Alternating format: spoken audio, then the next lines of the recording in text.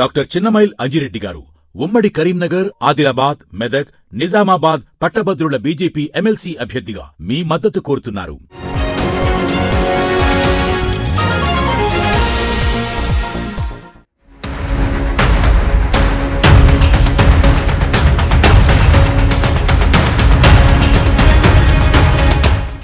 ఈ ట్రంప్ ఉన్నాడే, ఉన్న చోట ఉండడు.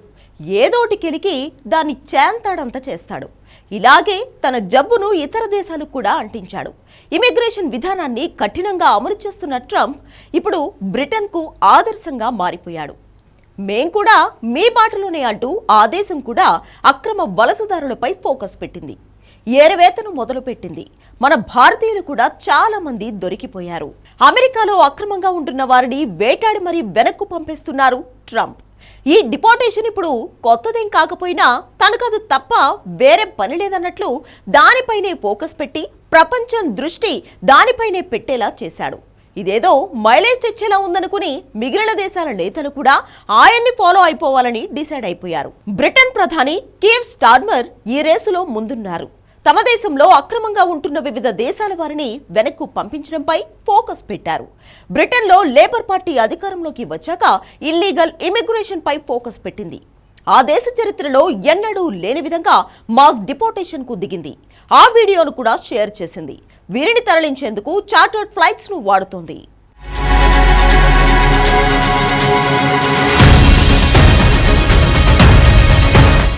బ్రిటన్ అధికారులు తమ దేశంలో అక్రమంగా ఉంటున్న వారిపై యుద్ధం ప్రకటించారు. అందులో భాగంగా రెస్టారెంట్లు, బార్లు, కార్ వాషింగ్ సెంటర్లు, సూపర్ మార్కెట్లపై వరుసగా దాడులు చేస్తున్నారు. ముఖ్యంగా ఇండియన్ రెస్టారెంట్లపై ఫోకస్ పెట్టారు. ఎక్కడికక్కడ తనిఖీలు చేస్తున్నారు. ఏమాత్రం అనుమానం వచ్చినా వెంటనే అదుపులోకి తీసుకుంటున్నారు. వారి దగ్గర సరైన డాక్యుమెంట్లు లేకపోతే మాత్రం క్యాంపులకు తరలిస్తున్నారు. లేబర్ పార్టీ ప్రభుత్వం అధికారంలోకి వచ్చాక ఇప్పటి వరకు 19,000 మందిని డిపోర్ట్ చేసింది. ఆ దేశ చరిత్రలో ఇదే అత్యధికం. ఈ జనవరిలోనే 828 చోట్ల దాడులు చేశారు. 609 మంది అక్రమ వలసదారులను బంధించారు. అంతకుముందు ఏడాదితో పోల్చితే ఇది ఏకంగా 73% ఎక్కువ.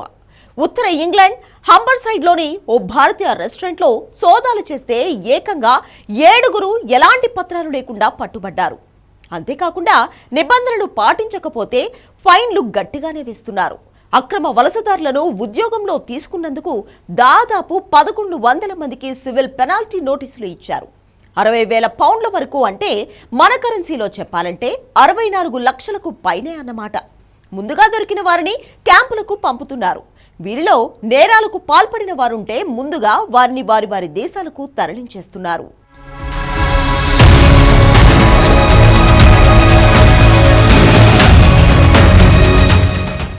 ట్రంప్నే ఫాలో అయిపోతున్నారు బ్రిటన్ ప్రధాని కీర్ స్టార్మర్. ఎన్నికల ప్రచారంలో ఆయన అక్రమ వలసదారుల భరతం పడతారని వార్నింగ్ ఇచ్చారు. గెలిచిన తర్వాత ఆయనపై ఒత్తిడి పెరిగింది. పైగా ఎప్పుడైతే ట్రంప్ ఇల్లీగల్ ఇమిగ్రెంట్స్ పై యుద్ధం ప్రకటించారో అప్పటి నుంచి స్టార్మర్ కు సొంత పార్టీ నుంచే సెగ తగిలింది. దీంతో అక్రమ వలసదారులను వేటాడడంపై అధికారులకు అధికారాలు ఇచ్చేశారు.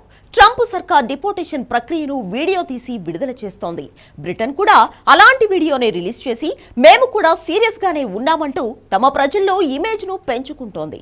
దీంతో పాటు తమ దేశంలోకి అక్రమంగా ఏ దేశాల వారు చొరబడుతున్నారో గుర్తించి వారి వారి దేశాల్లో దీనికి వ్యతిరేకంగా క్యాంపెయిన్ కూడా నిర్వహిస్తోంది బ్రిటన్.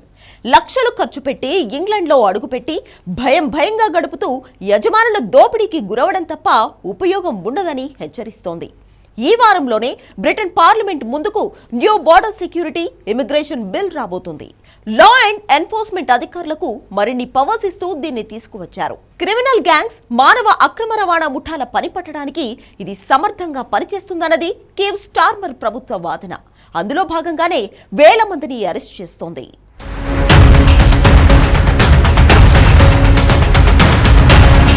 అమెరికాలో లాగానే బ్రిటన్లో చాలా మంది భారతీయులు అక్రమంగా ఉంటున్నారు.